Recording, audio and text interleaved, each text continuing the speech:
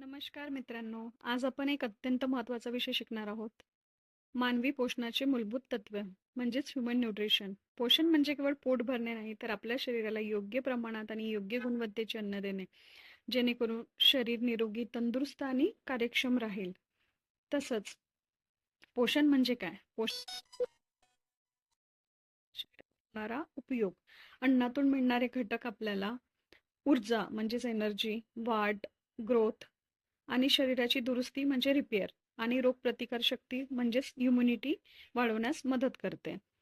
तर बघूया की पोषक घटकांचे प्रकार किती. जसं आपल्याला सर्वांना माहिती आहे की carbohydrate plays the most important role. तर शरीराला ऊर्जा देण्याचे मुख्य स्रोत म्हणजे कार्बोहायड्रेट. उदाहरणार्थ भात, पोळी, बटाटा आणि साखर. तसंच प्रोटीन्स.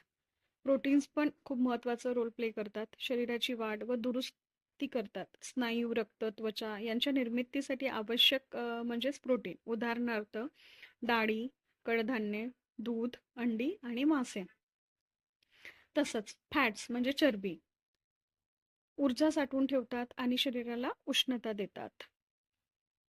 उदाहरणार्थ तेल, तूप, सुकामेवा आणि बिया.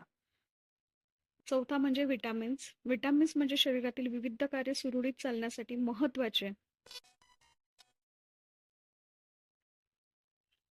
विटामिन ए डोळ्यांसाठी चांगले असते.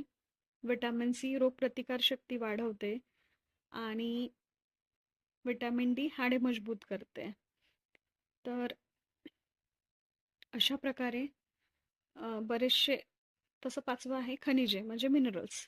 त्याच्यामध्ये येतं आयरन, लोह रक्तासाठी, कॅल्शियम हाडे व दात मजबूत करतो, आयोडीन सगळ्यांना माहिती आहे थायरॉइड फंक्शनिंगसाठी फार महत्त्वाचं आहे. त्याच्यानंतर पाणी ही पण महत्त्वाचा रोल प्ले करतो. शरीरात प्रत्येक प्रक्रिया पाण्यामुळे चालते, त्यामुळे भरपूर पाणी घ्या असंही म्हटलं जातं. पचन, रक्तभिसरण, तापमान नियंत्रणासाठी पाणी आवश्यक आहे, हे आपल्या सर्वांना माहीतच आहे.